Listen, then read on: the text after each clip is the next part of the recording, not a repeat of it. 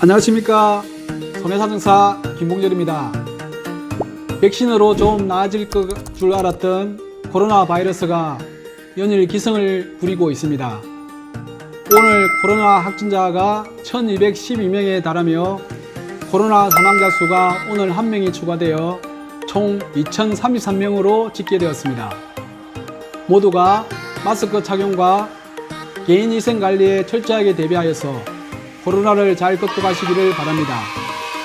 오늘 여러분께 들려줄 정보는 코로나 바이러스로 인해 사망을 하는 경우라면 사망보험금을 받을 수 있을까? 라는 질문입니다.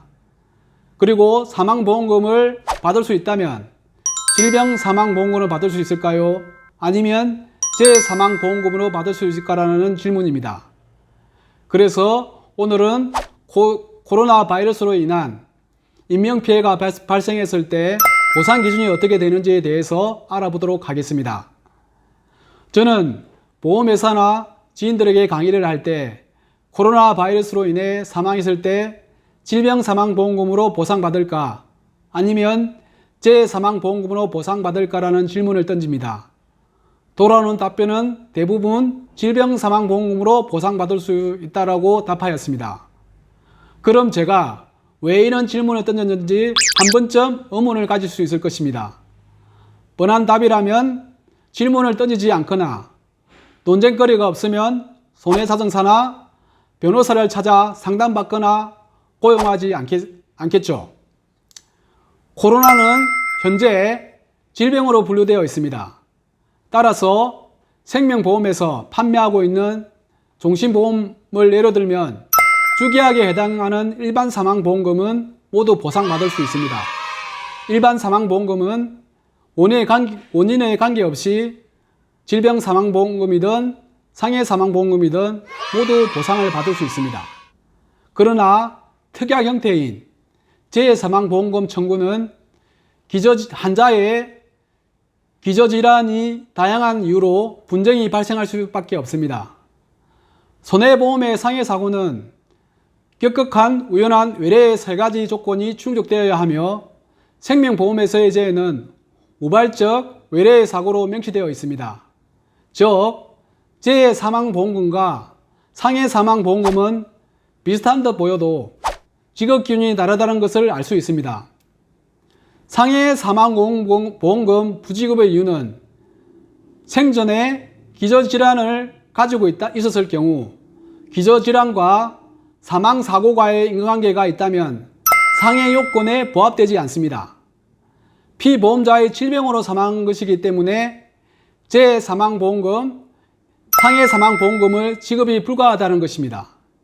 실제 최근 하급식 판결에서 손해보험에 상해사망보험금 지급 책임이 없다는 취지를 결정한 바 있습니다.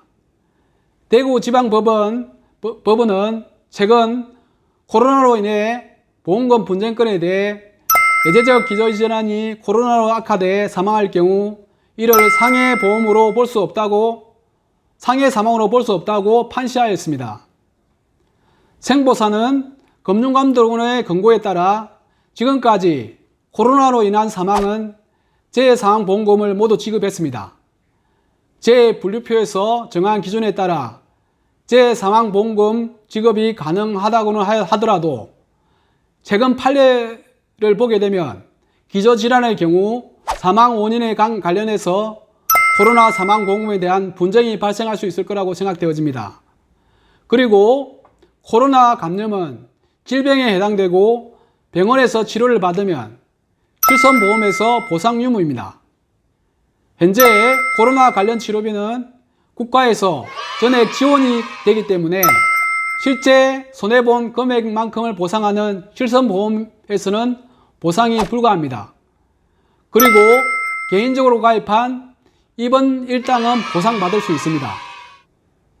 지금까지 설명을 한 것을 요약해보면 코로나로 인해 사망했을 경우 생명보험의 일반 사망보험금과 재사망특약에 있는 재사망보험금은 받을 수 있을 것입니다. 손해보험에서 상해사망보험금은 최근의 판례를 보더라도 보상받기가 쉽지 않을 수 있습니다.